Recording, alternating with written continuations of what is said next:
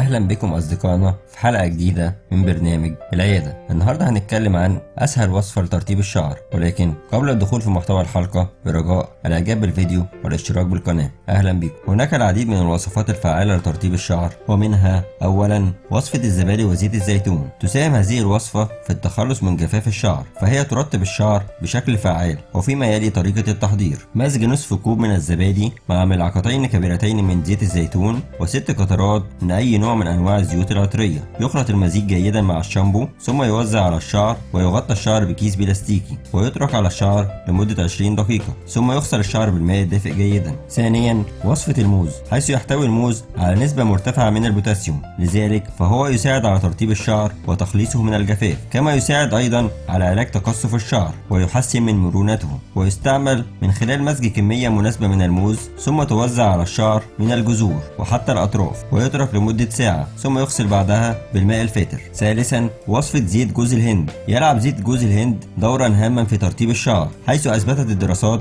بأن زيت جوز الهند يساهم في اختراق ألياف الشعر بشكل فعال، مما يساعد على تنعيمه وتحسين مظهره. ويستعمل من خلال اتباع الخطوات التالية: أولا وضع بضع قطرات من زيت جوز الهند على الشعر مع التركيز على أطرافه وبداياته مع التدليك بلطف، ثم يترك على الشعر لمدة 20 دقيقة وبعدها يغسل جيدا. وأخيرا وصفة الشاي الأسود. يتميز الشاي الأسود بخصائصه التي تساعد على تنعيم الشعر، لذلك فهو يعد فعالا في ترطيب الشعر الجاف. ويحضر بالطريقة التالية: يوضع كيس من الشاي الأسود في كوب من الماء الساخن، ثم يسكب الشاي الأسود على الشعر ويوزع بلطف على جميع أطرافه ويترك لمدة 20 دقيقة، ثم يغسل جيدا.